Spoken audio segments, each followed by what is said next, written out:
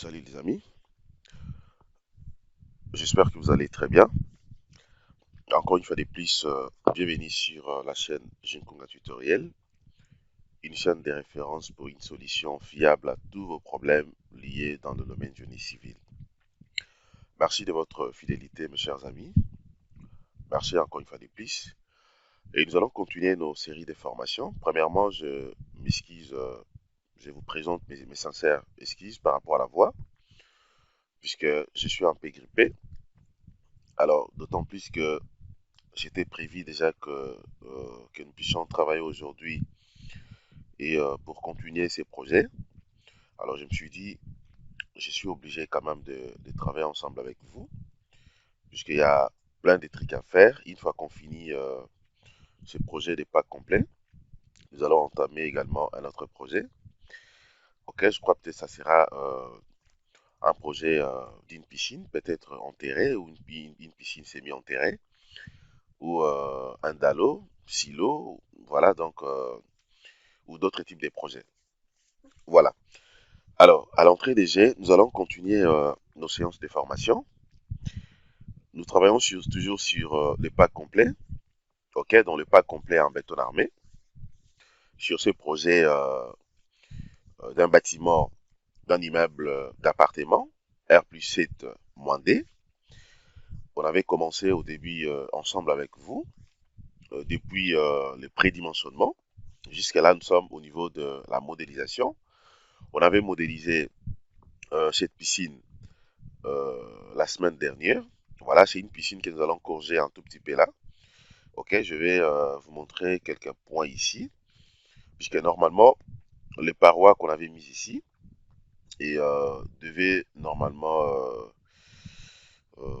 arriver soit jusqu'ici ou bien voilà diminuer un tout petit peu pour essayer un peu de gagner encore une fois de plus cet espace. Voilà, donc on va essayer un peu de modifier ça, de corriger quelques trucs ici, mais ça sera fait après. Bon, alors aujourd'hui nous allons travailler sur un point aussi important. Ok, c'est comme je l'ai dit à chaque fois, l'ingénieur n'est pas là seulement pour gober tout ce qu'on te dit de faire.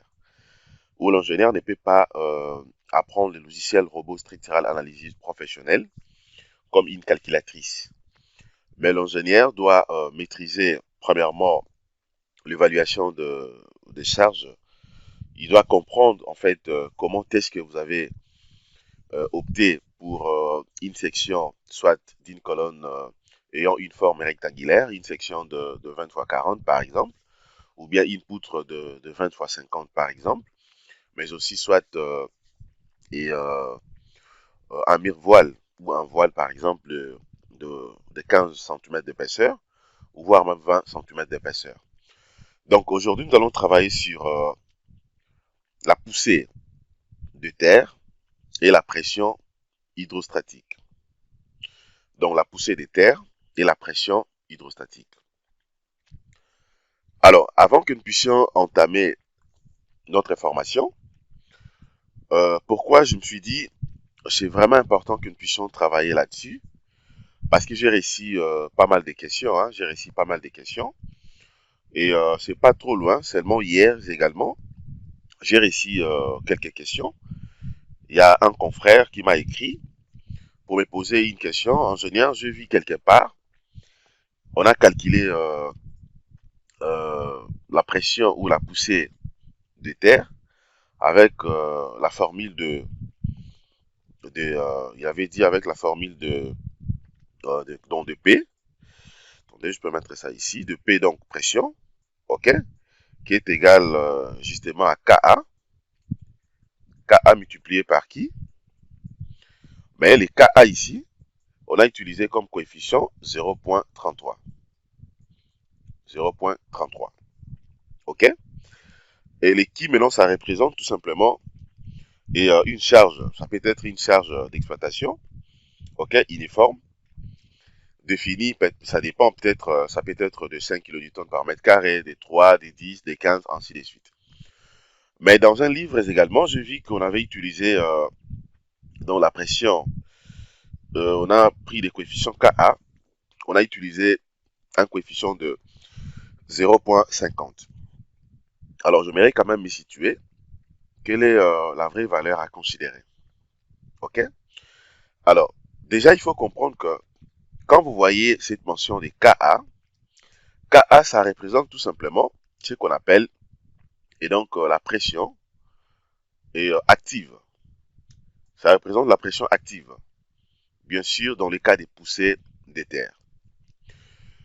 Donc, sans plus tarder, pour ne pas beaucoup parler déjà à ce niveau, nous allons voir dans tous les cas ensemble avec vous. OK?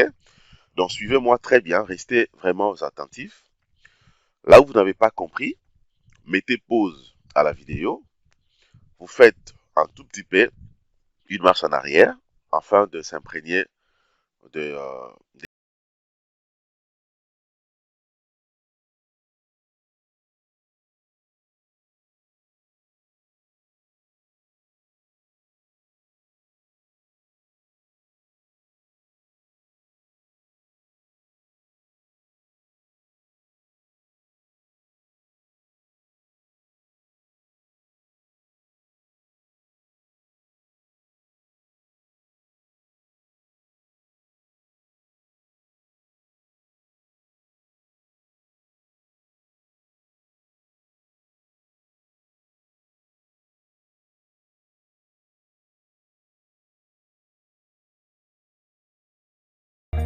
Bonjour chers amis, bonjour chers téléspectateurs, bonjour tout le monde. Voilà, je l'ai dit déjà dans mon introduction. Nous allons travailler sur la 11e leçon. On verra ensemble avec vous et les différentes catégories de poussées des terres et comment calculer donc la poussée des terres. Mais aussi après avoir calculé la poussée, je vais vous montrer également comment est-ce que vous serez à mesure d'évaluer ou d'avoir la valeur de pression hydrostatique que nous allons appliquer dans ce projet au niveau de la piscine. À l'entrée des jets d'abord, j'aimerais que nous puissions avoir une idée de ce qu'on appelle poussée des terres. Alors déjà, il faut comprendre qu'en réalité, la poussée des terres peut représenter tout simplement une valeur minimale de la pression latérale. Ok, une pression latérale, bien sûr, exercée par une masse de sol sur un ouvrage de soutènement qui peut donc se déplacer. Ok, donc ça c'est d'une manière un peu claire et simple. Donc, ça représente tout simplement une valeur minimale de la pression latérale exercée par une masse de sol sur un ouvrage de soutènement qui peut donc se déplacer. Alors, l'ouvrage de soutènement, ça peut être soit un mur de rétention des terres, ok, puisque comme vous le savez, on peut réaliser un mur de rétention des terres, tout comme aussi un mur de rétention de l'eau. Alors, pour les cas de la poussée des terres, on parle donc d'un mur de rétention de terre. Pour les cas de pression hydrostatique, on parle d'un mur de rétention de l'eau. Alors, maintenant, mais tandis que pour les cas d'une pression hydrostatique, c'est aussi important que vous puissiez avoir une idée de ce qu'on appelle la pression hydrostatique. Alors, il faut seulement comprendre que par définition, en réalité, c'est quoi la pression hydrostatique? La pression hydrostatique, notamment communément appelée également ou abrégée pH, ok, désigne tout simplement la force exercée donc par un liquide, ok, plus ou moins homogène, dans une surface qui les contient. Donc, il faut comprendre que, par exemple, si par exemple ces parois est considérées comme une surface qui contient, ok, la poussée hydrostatique, donc la poussée hydrostatique en réalité, ça sera tout simplement une force, ok, une force exercée par les liquides, bien sûr, plus ou moins, comme je l'ai dit, homogène, ok, dans une surface qui les contient. Donc, c'est un peu ça. Alors, maintenant, nous allons prendre d'abord le cas d'une poussée, de la poussée des terres. Comment peut-on calculer ou évaluer une poussée des terres? Déjà ici, il faut comprendre au moins que par rapport aux poussées, les poussées, pour les calculer, pour la calculer en fait bien, il faut savoir que nous avons donc des catégories des poussées des terres. OK? Des catégories des poussées des terres. Alors, il y a premièrement ce qu'on appelle la catégorie des poussées. OK? Communément appelées les K0. Ce sont des coefficients dans les K0. Nous avons également ce qu'on appelle les KA dont je vous ai parlé ici, mais aussi nous avons donc les KP. OK? Nous avons également les KP. Alors, c'est donc les trois catégories des poussées, OK? Qui peut faire de manière à ce que vous puissiez d'abord vous situer si vous êtes dans quel cas. Ce sont des coefficients en fait. Les trois, on les appelle donc les coefficients de Rankine. Ça représente bien sûr les coefficients de Rankine. Je peux écrire ça à côté ici pour ne pas que vous puissiez oublier. Coefficient de Rankine. Mais représentés par des poussées. Déjà ici, les K0 représentent tout simplement les poussées ou la poussée, ok, au repos, dont le PR. La poussée au repos. Tandis que les KA représentent tout simplement le coefficient des poussées actives, dont les KA. Et vous avez maintenant les KP représentent tout simplement la poussée, mais cette fois-ci passive, dans le PP. La poussée passive. OK? Donc, déjà ces niveaux, d'autant plus que vous avez compris les différents types de coefficients de Rankine qu'on a ici, les K0, KA et KP, à ne pas oublier. Donc, ici, nous parlons justement dans les catégories des poussées des terres et l'explication des coefficients de Rankine, les K0, KA et KP. Donc, comprenez que nous parlons justement de la poussée latérale que donc la terre ou le terre exerce sur le mire vertical, communément appelé également un écran. Et donc, lorsque nous avons justement la poussée latérale qui existe sur le mire vertical, il faut comprendre que UP s'est déplacé donc selon les trois catégories de poussées que je viens d'énumérer ici. Ça peut se déplacer justement avec la catégorie des poussées K0, donc KA plutôt, par rapport au déplacement, ou KP, tout comme ça peut être restreint de mouvement par ses coefficients, le K0. Donc c'est très important. Alors autrement dit également, lorsque nous avons par exemple des terres qui exercent, ok, justement, excusez, sur la poussée latérale sur un mur vertical, donc il peut soit se déplacer, ok, de trois catégories de poussées. À savoir, je vais d'abord énumérer ça ici, je veux que tout soit d'abord clair. À savoir, dans le premier point, nous avons d'abord ce qu'on appelle la poussée, ok, la poussée active.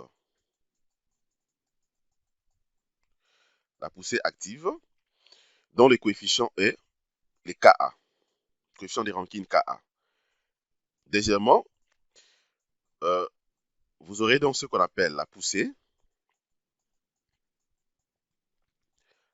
passive, dont le coefficient est justement le Kp. Et puis troisièmement, vous aurez ce qu'on appelle justement la poussée au repos.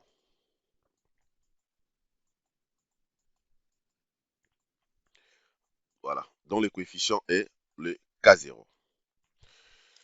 Donc, comprenez déjà que l'une de ces poussées, de ces trois catégories, ok, se développe ou va se développer justement à fonction du mouvement qui subit justement le mire vertical. Donc le mire vertical dans l'écran. Donc, en parlant bien sûr de mire ici, on peut parler justement de plusieurs catégories, de plusieurs catégories de mire.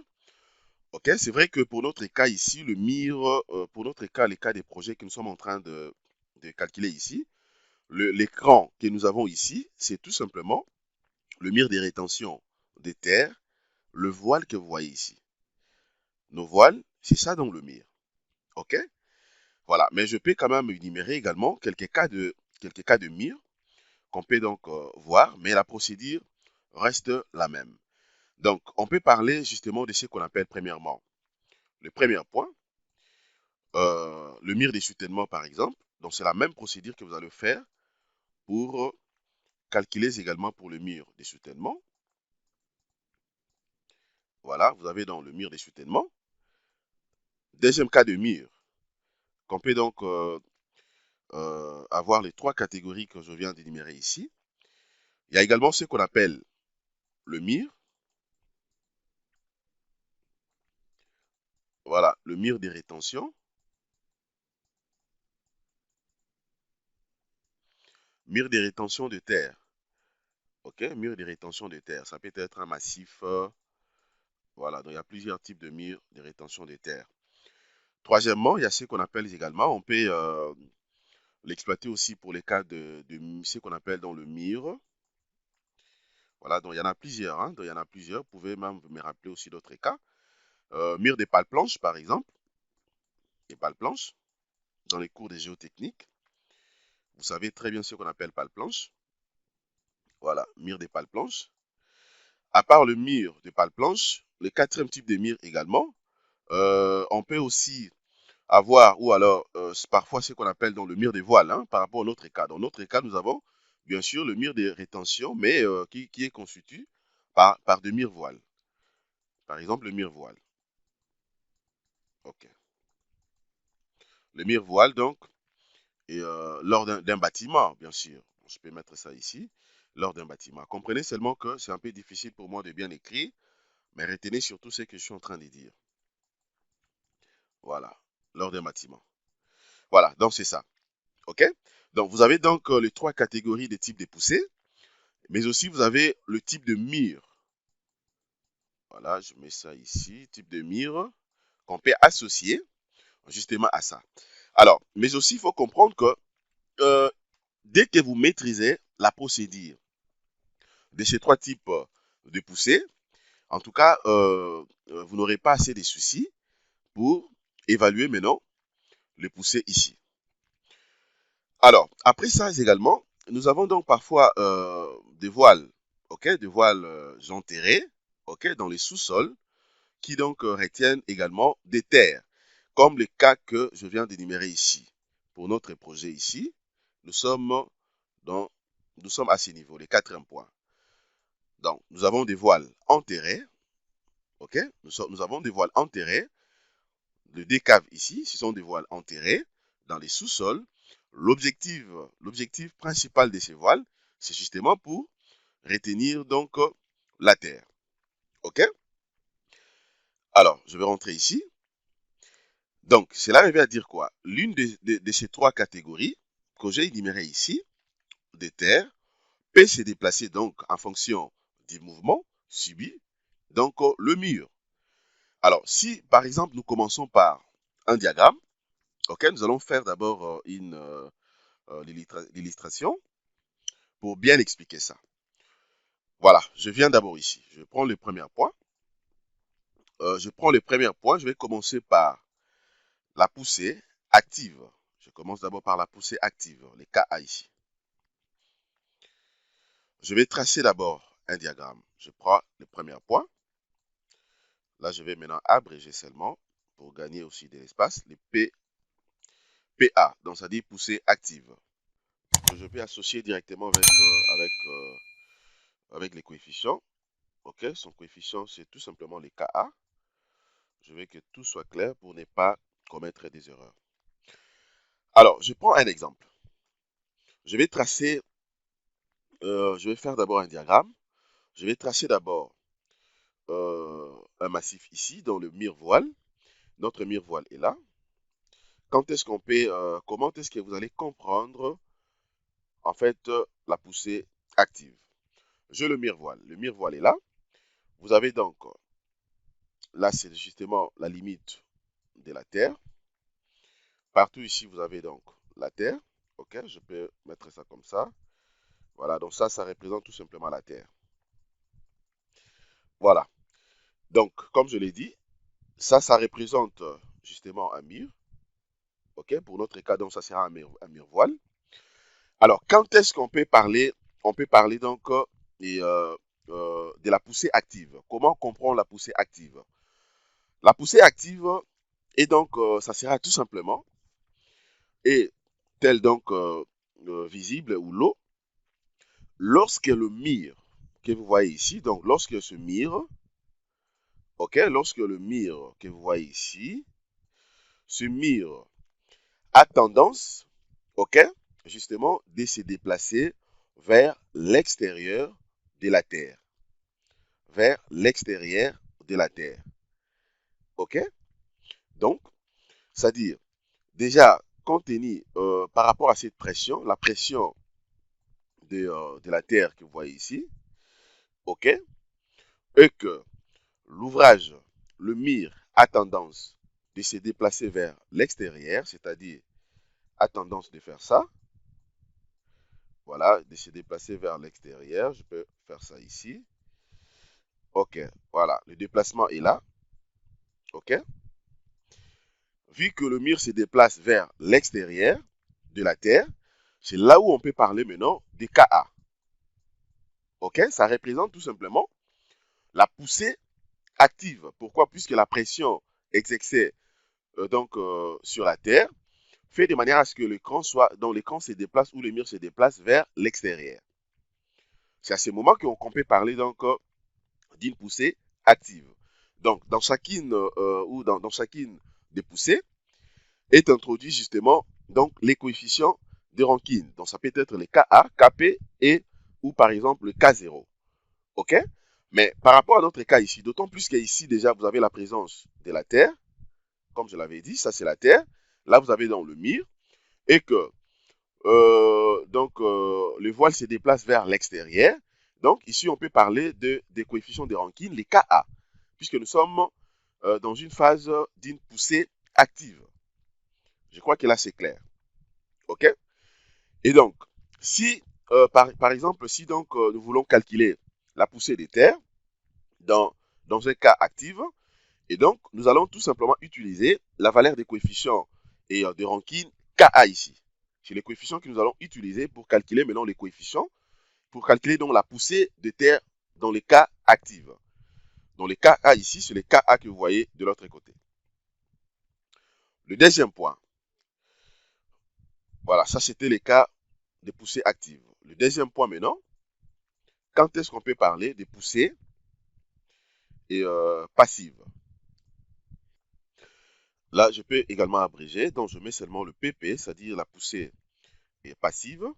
Voilà, les coefficients ici, ça sera également les Kp, les coefficients de Rankine, donc Kp. Voilà, je prends un autre exemple. Ici, je vais placer d'abord mon écran dans le mire voile, je mets ça ici. OK, même l'illustration. Là, vous avez la Terre. De l'autre côté, je peux représenter la Terre comme ça, rapidement. Je mets la Terre ici. Voilà, donc vous avez la Terre ici un peu partout. Alors, quand est-ce que maintenant on peut parler tout simplement d'une poussée passive? On peut parler d'une poussée passive lorsque le mire a tendance, ok, à se déplacer justement vers l'intérieur de la Terre. Ok? Poussée passive, c'est lorsque le mire a tendance de se déplacer vers l'intérieur de la Terre. C'est-à-dire, le mire a tendance de se déplacer comme ça. Ok? Voilà, vous avez donc ce déplacement. Ok, donc les coefficients Kp. Les Kp là, coefficients de Rankine. Là, vous avez également la Terre, comme j'avais dit. Vous avez la Terre. Ça représente tout simplement le mire. Donc, pour notre cas, le mire voile. C'est-à-dire, d'autant plus que ce mire voile, ce mire a tendance de se déplacer vers l'intérieur. Alors là, on peut parler de ce qu'on appelle la poussée passive. La poussée passive, donc le Kp. Vous allez voir, d'autres personnes disent que non, directement, ça engendre ce qu'on appelle donc la bitée, ok?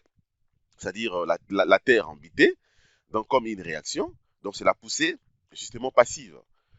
Voilà. Alors, je vais essayer un peu de vous montrer également, je vais faire encore un autre exemple. Je prends un exemple ici, pour essayer un peu d'expliquer ça clairement. Je prends un autre exemple.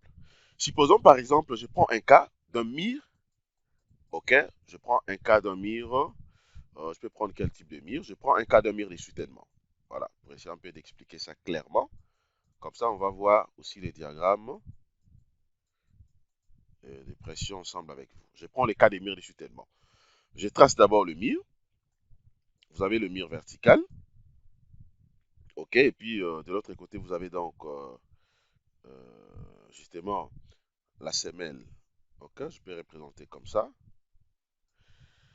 Ok, donc ça, voilà, pour essayer un peu d'expliquer clairement, c'est ce qu'on appelle donc les talons de la semelle. Pour les cas de mire de soutènement, c'est ce qu'on appelle les talons de la semelle. Talons de la semelle. Retenez très bien, hein, puisque l'ingénieur doit maîtriser aussi les termes. Hein. De l'autre côté, vous avez donc ce qu'on appelle les patins. Ok, ça c'est les patins. Ça c'est les patins. Voilà. Alors déjà, ici, nous le savons très bien, le diagramme, donc, de la poussée, c'est tout simplement un rectangle. Donc je vais tracer d'abord le diagramme ici. Bon, je vais changer d'abord les couleurs. Je trace le diagramme ici. Voilà, je trace le diagramme. Comme vous le savez, au fur et à mesure que vous montez en hauteur, le diagramme est nil. Ok, donc là c'est 0. Et puis au fur et à mesure que vous descendez en profondeur, le diagramme aussi devient de plus en plus important. Donc vous aurez maintenant une valeur beaucoup plus importante. Donc c'est ça en fait le principe des diagrammes de pression des terres. Ça va de même aussi pour l'eau. Voilà.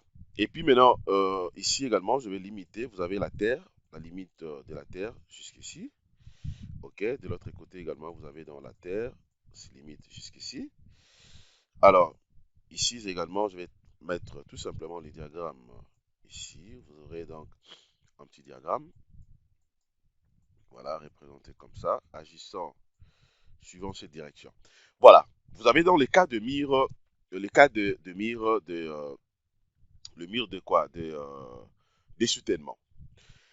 Alors, maintenant, déjà, ce qu'il faut comprendre, d'abord ici, ça, comprenez que ici, vous avez donc les NT, ok? Vous avez donc le NT ici, c'est-à-dire les niveaux de la Terre, niveau des terres.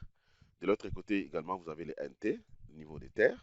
Ok, il faudrait que tout soit bien clair, hein, niveau des terres. Alors, maintenant, qu'est-ce que je dois faire?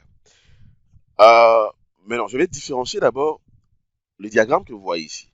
Là, ici, j'ai le diagramme, les KP, ok? Donc, comme il m'appelait, le diagramme où la poussée passive, mais tandis que de l'autre côté ici, j'ai les KA, justement, la poussée active, ok?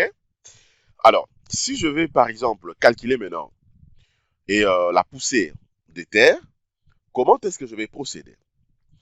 Si je vais calculer la poussée des terres pour pour les cas précis ici, c'est-à-dire, je commence d'abord par les cas A ici, la poussée active, c'est-à-dire la poussée active ici, le PA, sera tout simplement égal à quoi?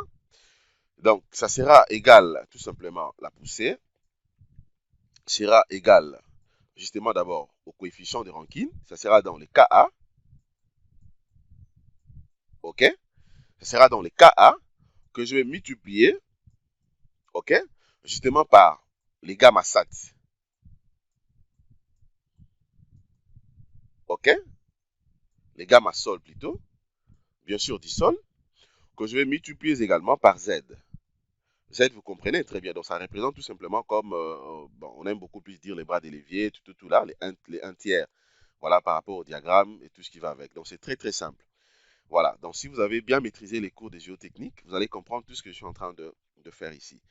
Voilà. Donc, rien que par cette formule, dès que je remplace, OK, Je remplace donc le Ka par sa valeur. Ok, j'ai également le gamma 7, gamma sol, eux les Z. Je trouve directement donc la poussée active. Alors si je vais maintenant calculer la poussée passive, c'est-à-dire que je peux abréger ici le PP, poussée passive, sera maintenant égal à quoi? Sera tout simplement égal à la même chose, donc la poussée sera égale coefficient dans le Kp, coefficient de Rankine Kp, que je vais multiplier par gamma sol, ok, et puis multiplié par Z. Voilà, donc là également, vous avez dans les coefficients de Rankine, ok. Donc voilà en fait les deux formules qui peuvent m'aider de manière à ce que je puisse calculer donc la poussée active et la poussée passive facilement. Maintenant, comprenez seulement que les Kp et les Ka, normalement, ce sont des données que vous aurez auprès des laboratoires. Une fois que les essais des laboratoires, les essais géotechniques ont été donc établis ou faits, réalisés, donc le laboratoire va vous donner tous ces éléments. Donc vous aurez tout ça, les Ka et ainsi de suite. Donc vous prenez seulement le valeur là, vous allez le remplacer ici. Alors dans notre cas ici, d'autant plus que nous travaillons sur le logiciel Robot Structural Analysis, ici je vous montre seulement comment ça fonctionne. Et puis dès que nous allons rentrer dans le vif du sujet, je pourrais vous montrer comment est-ce qu'on sera à mesure. Donc, de prendre bien sûr les coefficients, si ça sera les Ka ou les Kp ou carrément les K0, c'est-à-dire la poussée au repos. Je vais vous montrer comment est-ce qu'on va introduire donc cette valeur de manière à ce que le robot puisse nous calculer ce qui reste en fait. Bien sûr, les Ka, Kp et K0 est aussi fonction justement dans des couches des sols, des types de sols. Okay, pour les cas d'argile, vous avez des coefficients déjà donnés au niveau des laboratoires. Pour les cas de voilà, donc des sables sélectionnés, ainsi que d'autres types de couches. Donc, on verra ça ensemble avec moi. Ok, donc déjà comprenez ici les cas, la formule que je vous ai montrée ici. Regardez déjà avec ce que le monsieur m'avait proposé ici. Vous voyez? Donc, je vais revenir là-dessus, justement, à la fin. Donc, j'espère que jusque-là, tout est clair. Vous avez déjà compris, en fait, ce que je voulais dire concernant et donc déjà cette partie. Maintenant, comprenez également que en réalité les Kp, puisqu'on parlait beaucoup plus des Kp, c'est-à-dire la poussée passive, c'est-à-dire les Kp donc causent, ok, justement une compression de terre, alors que la poussée active se déplace lorsque le mire est libre, ok, de se déplacer en dehors bien sûr dans justement le sens de se déplacer vers l'extérieur. OK? Donc, déjà à ce niveau, on a donc parlé de Ka, E, Kp. J'espère que vous avez très bien compris comment évaluer les Ka et comment évaluer les Kp. Maintenant, quand est-ce que le déplacement K0 intervient? Maintenant, nous allons voir rapidement les cas le troisième cas des poussées, poussées donc au repos. Troisième cas, voilà, le point 3, comme on avait dit, le point K, poussé au repos. Donc, je mets ça P0, poussé justement au repos. Alors, déjà ici, il faut comprendre que la poussée des repos, c'est justement donc lorsque l'écran n'a pas la possibilité, ok, par exemple, de se déplacer. Autrement dit, la poussée des repos auquel est attribué le coefficient de Rankine K0, cette poussée se développe tout simplement lorsque le mire ne subit aucun déplacement latéral. Donc, le K0 ici, le coefficient de Rankine K0, la poussée au repos, se développe seulement si et seulement si lorsque le mire, c'est-à-dire pour notre cas le voile, ne subit aucun mouvement ou aucun déplacement latéral. C'est-à-dire ni un déplacement vertical, ou communément, autrement dit, ni un déplacement vers l'intérieur, non plus également un déplacement vers l'extérieur. C'est là où on peut parler maintenant de ce que je viens de dire, donc la poussée au repos. Je vais également mettre l'illustration ici pour que tout soit clair, comme je le fais de l'autre côté. Je vais tracer également un truc ici. Je mets un écran. Voilà, donc vous avez le miroir ici. Le miroir, et puis de l'autre côté, donc j'ai la Terre, justement comme on avait fait. Vous avez donc la limite de la Terre est là. Voilà. Je peux prendre. Voilà, je vais mettre une petite représentation de la Terre ici. Voilà. La même chose. Là, vous avez donc. Vous avez la Terre. Ça représente tout simplement le mire. Bien sûr, pour notre cas, c'est le mire voile. À ne pas confondre. Le mire voile. Voilà. Là, maintenant, il faut comprendre que c'est le mire voile, mais justement, c'est un mur. OK? C'est un mur qui est restreint des mouvements à se déplacer. Qui est donc restreint de mouvements, justement, à ses extrémités. C'est un mur qui est restreint de mouvements à ses extrémités, ni à gauche, ni à droite. OK? Donc, c'est à ce moment ici qu'on peut parler maintenant de K0, c'est-à-dire de la poussée au repos. Bon, un autre exemple, comme je le fais de l'autre côté, je prends un autre exemple. Deuxième exemple, je peux mettre ça ici pour que tout soit clair. Comme ça, nous allons nous situer déjà par rapport à notre projet. Si nous sommes dans quel cas? Regardez très bien nos voiles ici. OK? Regardez très bien nos voiles ici. Est-ce que nos voiles sont restreintes aussi des mouvements, de se déplacer dans ses extrémités? Vrai ou faux? Déjà, ça nous donne une idée de comprendre par rapport à notre projet ici, nous sommes dans quel type de cas? Est-ce que nous sommes dans les cas des K0, les cas des poussées actives? Nous sommes dans les cas des poussées passives ou nous sommes dans les cas des poussées au repos? C'est ça en fait le but de cette formation. Ce n'est pas pour en vain, je me suis permis de vous expliquer tout ça. C'est comme ça que l'ingénieur doit réfléchir. C'est-à-dire que pendant que vous travaillez sur un projet, il faudrait que vous puissiez expliquer clairement ce que vous avez fait. Et surtout si vous êtes un formateur. Pour un formateur, il ne suffit pas seulement de faire gober les gens de la matière. C'est comme si que, vous voulez que les gens puissent devenir des calculatrices ou des calculateurs. OK? Donc, c'est aussi important. Mais l'idéal serait beaucoup plus de montrer d'abord la source, de montrer la source pour que les gens puissent comprendre la réalité de vos calculs. Donc, je viens là, je vais rentrer ici. Je prends un exemple simple. Autre exemple. Je prends un cas, par exemple, un cas de. Je peux prendre un cas de quoi? Un cas d'un mire voile, par exemple. Un mire voile qui est restreint des mouvements. Je mets un mire voile ici. OK? Vous avez un miroir qui est restreint des mouvements. Dans sa partie supérieure, OK, il y a présence d'un plancher. Il y a présence d'un plancher, justement, qui est restreint des mouvements, donc encastré ici. OK, donc ça peut être représenté par une colonne, disons comment, une poutre, tout là. Dans sa partie inférieure,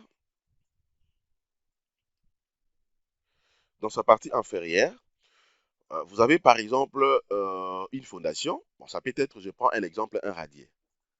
OK, vous avez par exemple un radier ici. Bien sûr, dans le sous-sol, vous avez un radier. Déjà, rien que par rapport à cette illustration, vous voyez très bien que, et c'est-à-dire ce voile ou ce massif est restreint de mouvement. Alors, comment maintenant je vais, déjà je suis dans le cas des K0, les cas des K0. Je vais maintenant tracer, par exemple, je trace d'abord le diagramme des contraintes. Bon, je trace le diagramme des contraintes comme ça, je mets le diagramme ici. Ok, je vais d'abord le représenter clairement pour que tout soit bien clair. Voilà, je trace le diagramme des contraintes de terre ici. La même forme triangulaire. Voilà, le diagramme est là. OK. Alors, de l'autre côté ici, je vais représenter les sols. Puisque là, je suis dans les sous-sols. OK, donc je représente les sols. Voilà, donc là, comme je viens de le dire, je suis dans les sous-sols. Donc, je mets ça comme ça, sous-sol. OK. Et ça, il y a présence d'un radier. Vous avez donc un radier. Voilà. Je vais d'abord bien expliquer ça. Vous avez donc un radier. Dans sa partie supérieure, comme je l'ai dit, j'ai un plancher. Voilà, ça c'est donc un plancher. J'ai un plancher. Et après, maintenant, vous avez donc, voilà, le diagramme de pression, je l'ai mis. Donc, la pression des terres après, bon, là vous avez donc ça, c'est les diagrammes de pression, hein. Là, vous avez, ça, c'est les sous-sols. Là, maintenant, vous avez tout simplement la pression de terre après donc remblayage. OK? Après donc remblayage. Justement, donc forme un mouvement et au niveau de, bien sûr, de ces massifs. Alors, maintenant, au niveau de K0 ici, les K0 dont je parle ici, les coefficients de Rankine K0, dans les cas, bien sûr, d'une poussée au repos, comprenez seulement que ici, la forme des mouvements qu'on a ici, nous avons donc un mouvement rigide. Nous avons un mouvement rigide. Pourquoi un mouvement rigide? Donc, le mire que vous voyez sur le voile ou ce massif subit un mouvement rigide. Pourquoi un mouvement rigide? Justement, puisque notre mire est donc restreint des deux côtés. Puisque le mire est restreint des deux côtés des mouvements. Raison pour laquelle le mouvement est devenu donc rigide. Pourquoi? Puisque dans sa partie supérieure, le mire ou ses voiles est restreint de mouvement par un plancher. Dans sa partie inférieure, ce mire est restreint de mouvement par un radier. Donc, justement, c'est complètement restreint des mouvements. Dans ces cas ici, donc c'est là où on peut parler maintenant d'une poussée au repos. C'est-à-dire, on peut directement introduire les coefficients de Rankine K0. OK? On peut introduire les coefficients de Rankine K0. Donc, dans ces cas, et va se déplacer justement ou directement va se développer ou se développer en fait ce qu'on appelle la poussée au repos, les K0 que je viens de parler. Puisque nous avons donc là le mur qui est restreint, des mouvements un peu partout. Donc c'est comme ça qu'il faut comprendre en fait ce que je suis en train de dire. OK? D'autant plus que vous avez compris ça, vous n'aurez pas en tout cas des problèmes. Alors déjà, regardez, par rapport aux trois types de cas que je vous ai montrés ici. La poussée active, la poussée passive et la poussée au repos. Regardez, nous sommes dans quel type de cas? Nous sommes dans quel type de cas? Par exemple, regardez ici. Vous allez voir déjà chez nous ici et que nos voiles également sont restreints de mouvement un peu partout. Regardez ici. Vous avez de l'autre côté ici, vous avez donc une colonne. Là, c'est également une colonne. Dans sa partie supérieure, vous avez donc justement une poutre ou également la longrine. OK? Dans sa partie inférieure également, il y en a. Donc, c'est un peu partout là. C'est restreint aussi des mouvements. Ça me donne déjà une idée de me référer facilement si je suis dans quel cas, dans quel type de cas. Vous voyez? Donc, je vais rentrer. On va d'abord continuer pour terminer d'abord cette partie. Alors, je vais continuer ici. Je prends une autre feuille afin de continuer les calculs d'abord manuels pour que vous puissiez bien comprendre tout ce que nous sommes en train de faire. On peut maintenant enchaîner ici. Alors, là où vous n'avez pas compris, je m'aimerais tout simplement vous demander de mettre une pause et de faire marche en arrière. Alors, je vais d'abord rentrer ici. Je rentre d'abord ici. Euh, une parenthèse. J'aimerais d'abord vous faire une parenthèse. Alors, ici, tenez également que si nous avons, par exemple, le cas de notre voile, ok, de notre voile là enterré, comme j'expliquais ici, et que les radiers a été déjà, donc, par exemple, réalisé, ok, et que le voile aussi réalisé déjà, si par exemple le remblai ici donc est effectué justement avant l'écoulage du plancher, donc si le remblai est effectué comme je l'ai dit, par exemple avant ces planchers, en ce moment c'est donc la poussée KA. C'est-à-dire quoi? Je vais mettre encore un autre schéma ici. Je mets par exemple, je vais refaire seulement ça. Je le mets ici. Ok? C'est-à-dire, vous avez le mur, c'est-à-dire le voile, déjà réalisé pour expliquer ce que je viens de dire. Vous avez également les radiers déjà réalisés. Ok? Mais le plancher n'est pas encore réalisé. Le plancher n'est pas encore réalisé. Ok? Le plancher n'est pas encore réalisé. Mais on vient de remblayer. On vient de remblayer avant que le plancher soit réalisé. C'est-à-dire, on vient déjà ici remblayer. Donc, vous avez le diagramme de pression ici. Ok? Avant coulage du plancher. Parce que le plancher, normalement, sera coulé ici. Mais je dis bien avant coulage des planchers. Alors, vous allez comprendre que d'autant plus que ce mur, ce voile, dans sa partie supérieure, n'est pas complètement restreint de mouvement. Pourquoi? Puisque le plancher n'est pas encore coulé. Dans sa partie inférieure, sera restreint de mouvement, mais pas dans sa partie supérieure. Donc, ici, il faut comprendre que là, vous avez dans la terre, ce mur voile aura tendance de se déplacer vers de l'autre côté. Aura tendance de se déplacer. Donc, c'est-à-dire qu'ici, il faut considérer alors donc les KA. Il faut considérer les KA. D'autant plus que vous n'avez pas encore coulé le plancher. C'est-à-dire le plancher vient après avoir remblayé dans la terre. OK?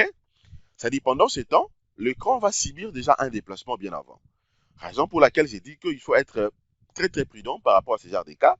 C'est-à-dire ici maintenant, ce qu'il faut faire, d'autant plus que cela n'est pas encore fait, donc c'est donc le cas actif. Donc il faut considérer les cas A, qui est justement restreint de se déplacer par rapport au, donc, disons comment, qui va faire de manière à ce que le voile se déplace dans sa partie supérieure.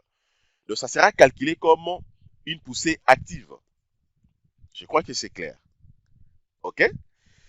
Donc, pour essayer un peu de citer, voilà donc, voici donc comment j'ai expliqué les trois types de catégories des poussées, donc à savoir, voilà, à savoir justement le premier cas des poussées qu'on a vu, le PA, poussée active, deuxième cas des poussées qu'on a vu, le PP, poussée passive, et puis troisième cas des poussées qu'on a vu, le PR, c'est-à-dire la poussée donc au repos. Alors, nous allons donc conclure notre leçon en prenant donc, par exemple, ou en faisant le choix de la poussée que nous allons utiliser pour les calculs de notre projet. OK? Pour les calculs de notre projet. Voilà. Pour les calculs de notre projet. Donc, si par exemple, que le projet que vous calculez sur un mur de soutènement, donc concluez directement par la nature des poussées que vous allez utiliser. Si c'est un dalo, concluez aussi. Alors, pour mon cas ici, c'est donc le projet d'un bâtiment R+7-D, les cas de voile, qui constitue comme un écran de rétention de terre dans les sous-sols. Voilà. Alors, ce que moi je vais faire ici, nous allons donc, nous avons donc notre voile. Alors, je vais faire encore une dernière, ou bien, je peux dire comment, un dernier schéma pour conclure d'abord cette partie. Bon, je vais représenter d'abord, je vais représenter ça comme ça. Je vais représenter le miroir que j'ai ici, dans ce miroir. Je vais le représenter comme ça. Ok, c'est comme si je fais, je prends ça donc comme une façade. Voilà, je représente ça comme ça. De part et d'autre, vous avez également, j'ai donc des poteaux. Ok, j'ai donc des poteaux. Donc, ça dépend des cas. Pour d'autres cas, ça peut être représenté par des voiles Et au milieu, vous avez soit votre édalo, ainsi de suite. Voilà. Repo. OK, je mets ça comme ça. Dans sa partie supérieure, ici, pour mon cas, OK, dans sa partie supérieure, j'ai donc input, bon, ou voilà, la longrine, donc je mets poutre P longrine, donc poutre et longrine par exemple. Dans sa partie inférieure, ici, vous avez donc justement d'autres poutres ou longrines, telles que représentées ici, hein, dans le projet que moi je suis en train d'étudier ici.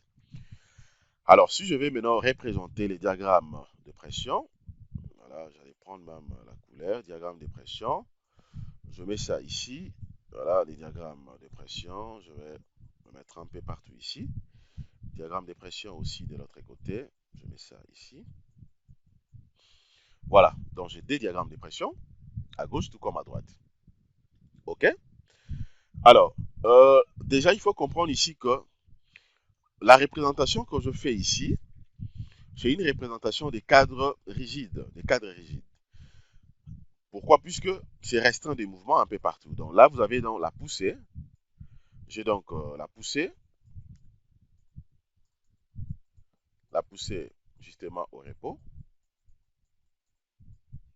J'ai donc la poussée au repos, donc justement les K0. OK, bien sûr, au repos. Vous avez les voiles ou des colonnes, ainsi que le, euh, le voile que je viens de mettre ici. Alors, comme conclusion, comme conclusion,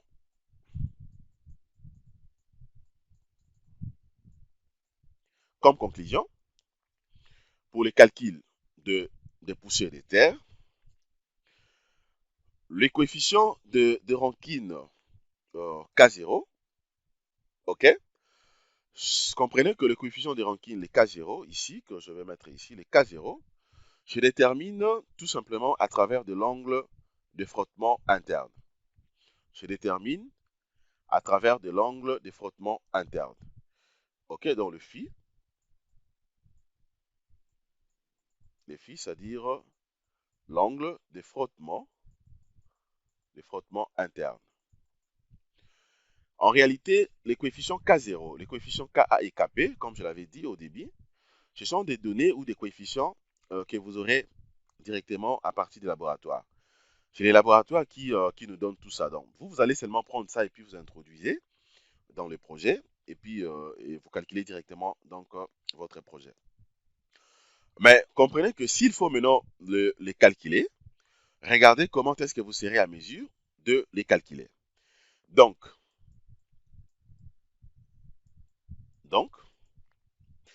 comment peut-on calculer les coefficients K0?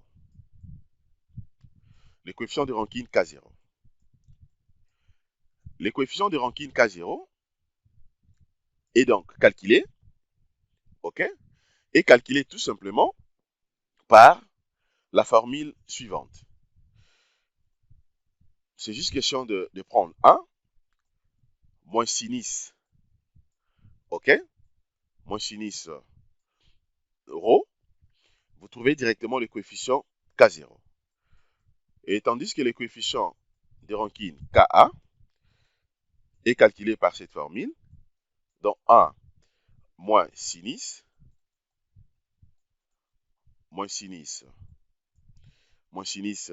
phi. Là, c'est 1 moins sinus phi, hein? C'est pas rho, mais c'est phi. 1 moins sinus phi sur 1 plus sinus phi également. Et enfin, maintenant, les coefficients Kp, tandis que le coefficient Kp est calculé par cette formule, donc 1 plus sinus phi sur 1 moins sinus phi, qui est justement égal justement donc à 1 sur Ka. Donc voilà donc les trois formules qui peuvent donc vous aider à calculer donc les coefficients de rankine K0, c'est-à-dire la poussée au repos, Ka, la poussée active, et Kp, la poussée donc passive. Ok? Donc, nous allons donc utiliser les coefficients K0. Donc, comme dans notre cas ici, on a opté pour les coefficients K0 puisque le voile est restreint de tout mouvement, c'est-à-dire là, nous sommes maintenant obligés d'utiliser les coefficients donc K0 qui est égal justement à 1 moins sinus phi pour calculer justement la poussée des terres. Ok? Donc, à travers la valeur justement de l'angle de frottement interne donné justement par le laboratoire géotechnique, et vous allez directement calculer ces coefficients. Donc, voilà en fait ce que je voulais vous montrer, mes chers amis, à ce qui concerne déjà le calcul des poussées des terres, comment vous serez donc à mesure de calculer clairement et ou facilement aussi donc la poussée des terres. Donc, mais comprenez seulement que les coefficients K0, comme je l'ai dit, Ka et Kp, vous l'aurez donc à partir des laboratoires. Mais quand on va calculer, donc introduire, quand nous allons donc insérer nos charges sur les projets, je vais vous montrer. Alors, je vais rentrer rapidement sur l'illustration que je vous avais montré au début, cette formule de P qui est égale à Kia, ok, moins K0. C'est-à-dire, ici déjà, vous voyez bien que les Ka ici, les Ka 0.33, donc ça vient justement des laboratoires. Ce sont des données donc géotechniques. Le K0 ici, ça représente, comme j'avais dit, tout simplement une surcharge. Je prends un exemple. Pour essayer un peu de conclure cette partie. Je prends un exemple. Comment est-ce que vous serez à mesure de calculer aussi la poussée des terres? Ça arrive des fois, ça dépend des types de projets, ça arrive des fois et que vous avez par exemple donc une charge d'exploitation uniforme. Je prends par exemple une charge d'exploitation uniforme, et par exemple infinie. Voilà, je prends des 15.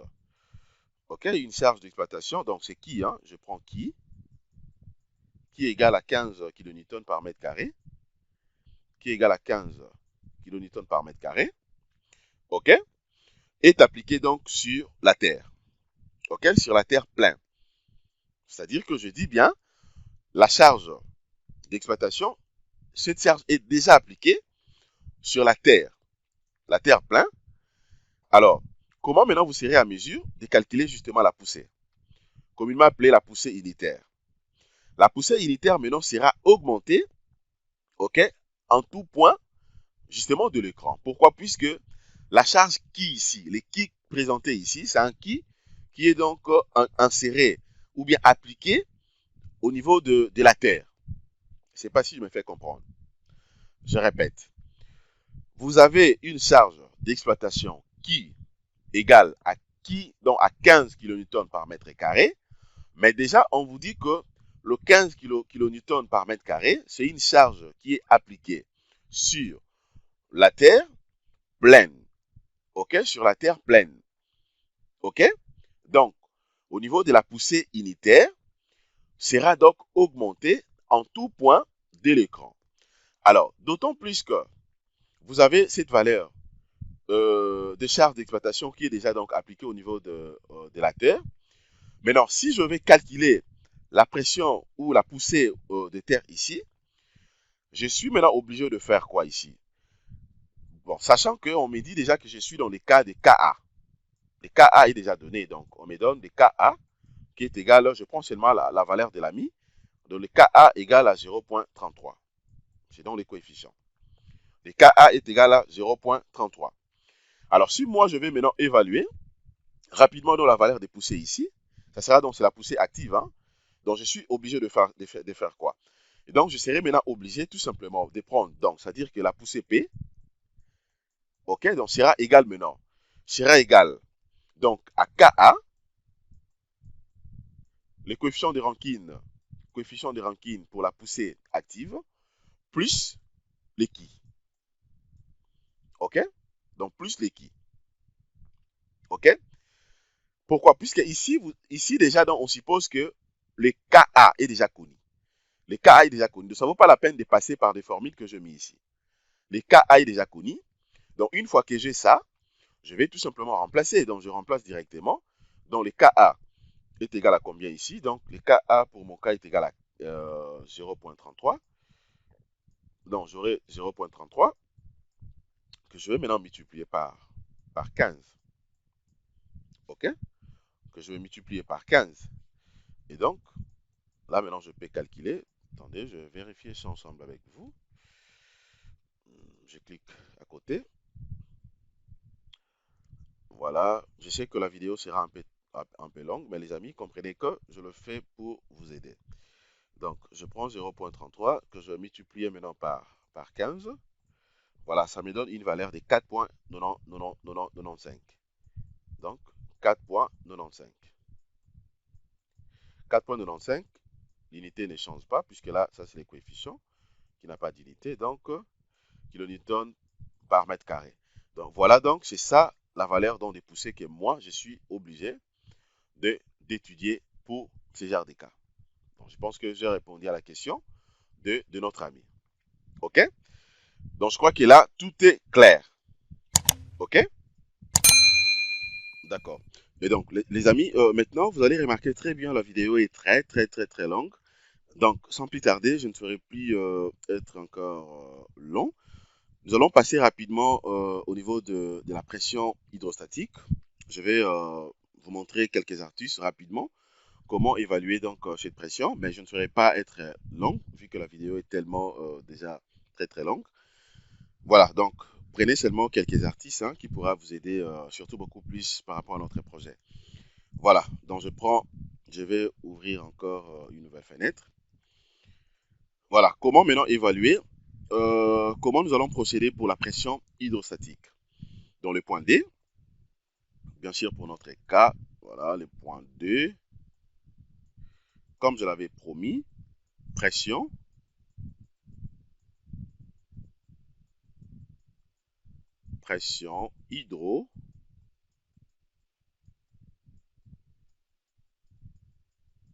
hydrostatique.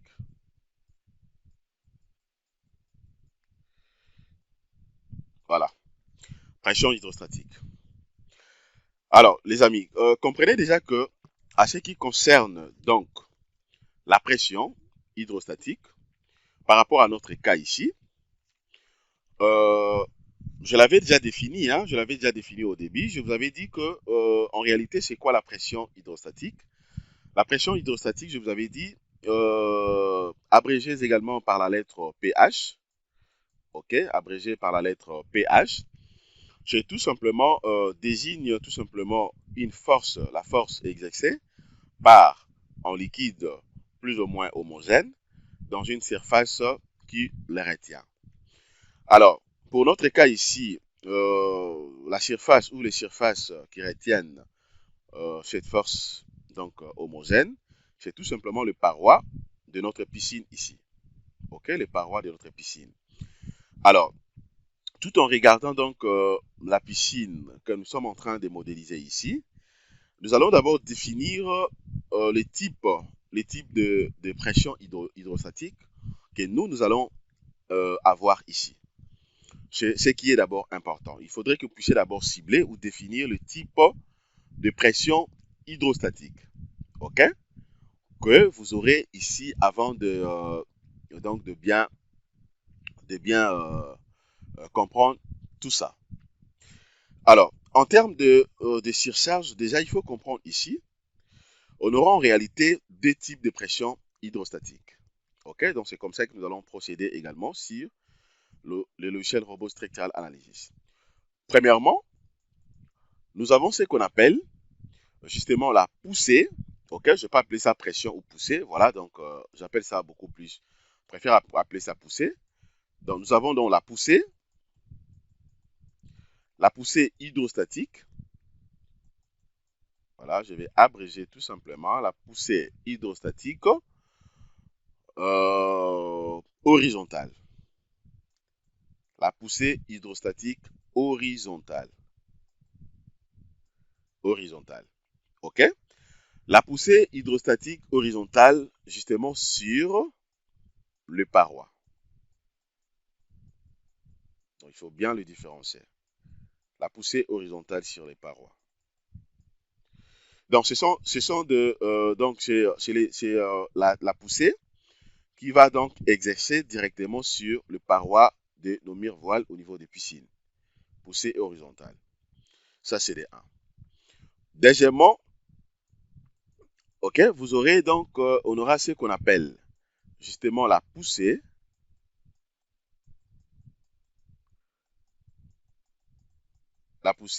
hydrostatique, mais cette fois-ci verticale. Il faut tenir compte de ça, verticale, puisque la plupart des gens ne tiennent pas compte de ça. Verticale, justement sur, voilà, pour notre cas ici, ça sera donc sur la dalle. Ok? Ça sera donc sur la dalle. Ça dépend. Si par contre que vous calculez ou vous dimensionnez une piscine, donc enterrée, c'est-à-dire que ça sera donc sur les radiers. Ça sera sur les radiers, puisque là vous serez face donc à un radier. Ok? Mais pour notre cas, c'est c'est vraiment différent. C'est vraiment différent. Ok? Voilà. Et aussi, il faut comprendre au moins que normalement ici, pour notre piscine ici, je pouvais également évaluer donc la poussée de terre. Mais vous allez comprendre que ici, je n'en ai pas besoin puisque la piscine ici n'est pas donc j'ai une piscine enterrée dans le sous-sol. J'ai une piscine en fait libre. C'est une piscine libre qui n'est pas dans les sous-sols ni une piscine semi-enterrée. Ok, donc c'est justement donc au niveau de la dalle terrasse. Donc il n'y a pas présence de la terre. Je n'en ai pas besoin.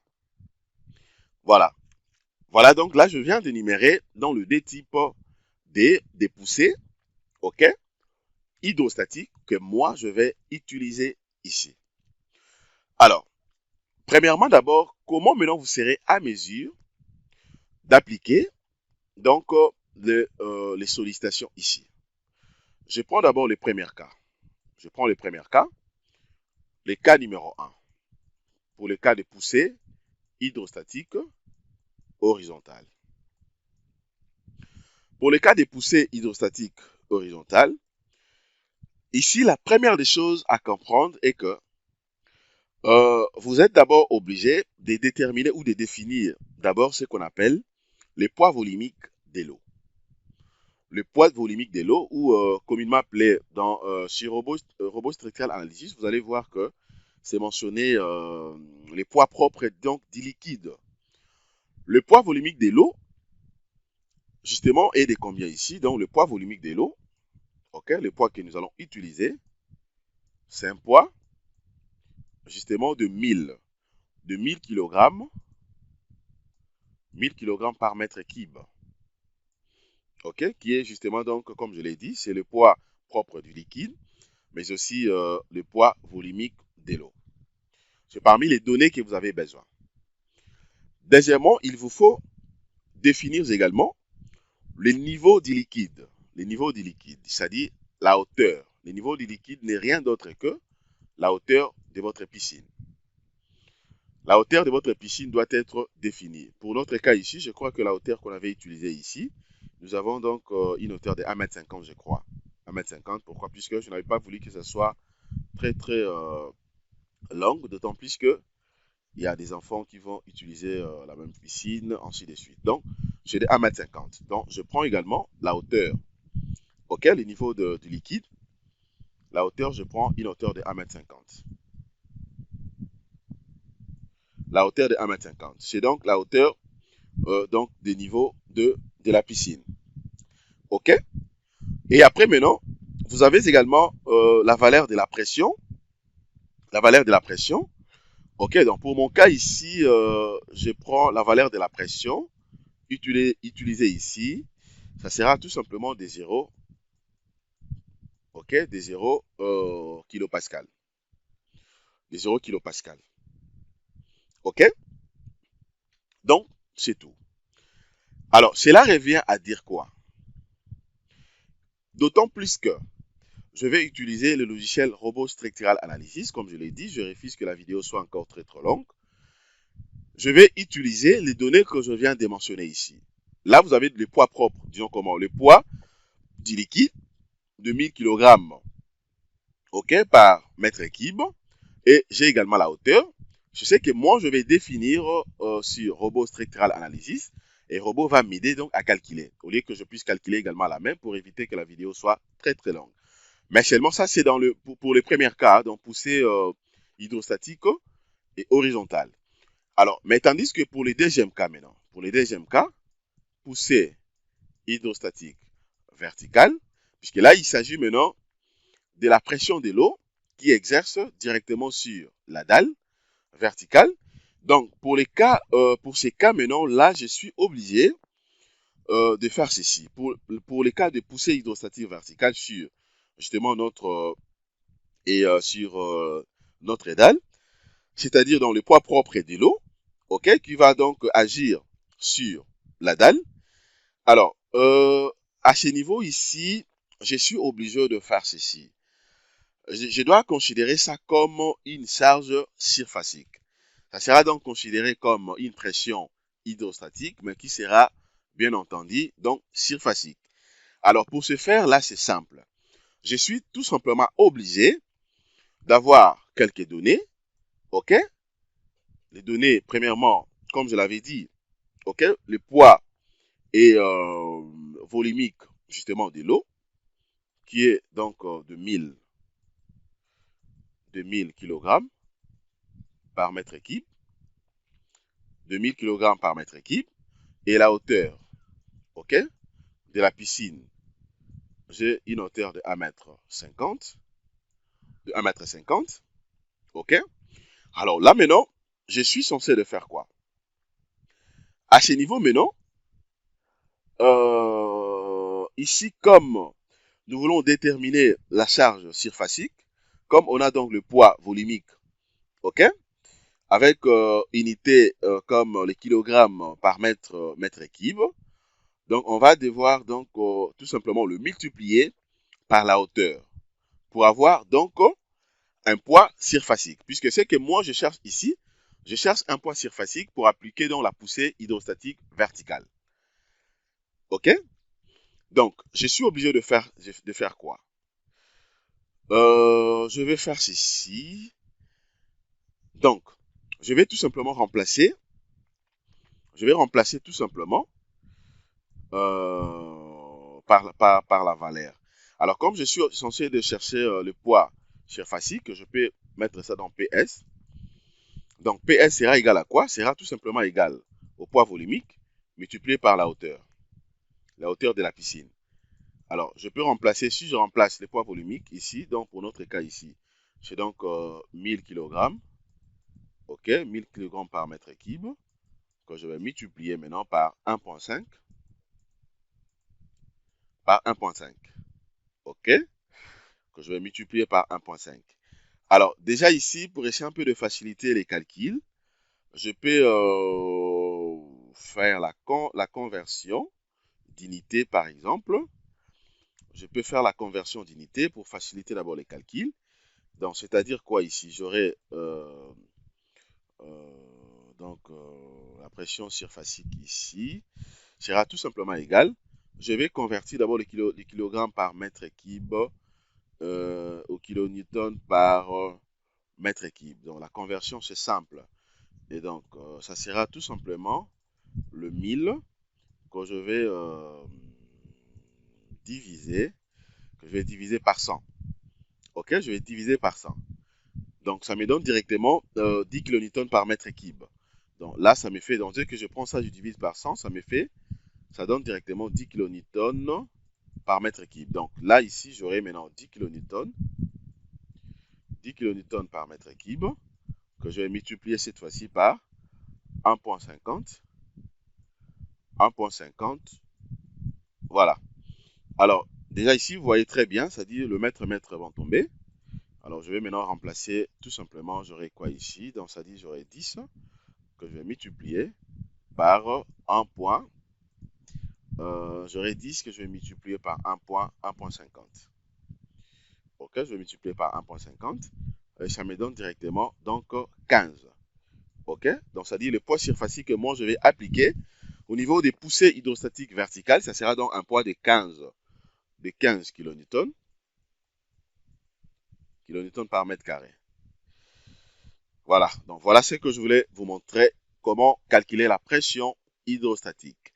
Mes chers amis, je pense que nous sommes arrivés à la fin de notre formation.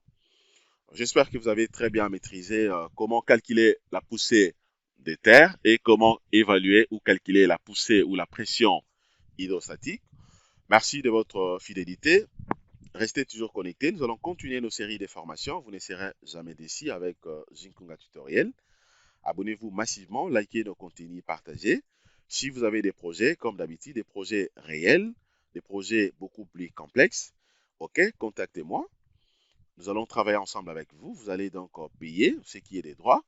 Et puis, je vais donc étudier les projets pour vous et vous aurez tous les éléments au grand complet, tout sauf rien. Vous aurez dans le plan de notes de calcul beaucoup plus professionnel. Vous aurez des plans d'exécution qui reflètent vraiment la réalité de votre projet, professionnel aussi. Et vous aurez tous les éléments vérifiés à part. Donc, même si vous amenez ce note de calcul ainsi que le plan d'exécution dans un bureau d'études ou carrément et, dans un bureau de contrôle, par exemple, en tout cas, vous ne serez jamais déçus.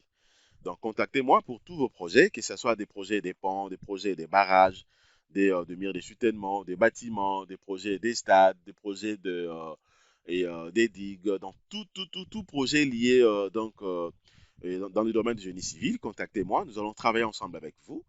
Eh ben, je vais calculer les projets de A à Z. Si vous êtes un bureau d'études ou vous êtes une entreprise, vous cherchez un consultant, ok, quelqu'un qui peut travailler avec vous et concernant vos projets, un expert dans les calculs des structures ou carrément que ce soit calcul des structures à la main, béton armé à la main ou le dimensionnement dans le logiciel comme Robot Structural Analysis Professionnel, Tecla Structure, Revit Structure Professionnelle ainsi que Acobri ou d'autres types de logiciels. Contactez-moi, je suis disponible et nous allons tout simplement signer un contrat. Ok, ça sera bien sûr un contrat de consultance.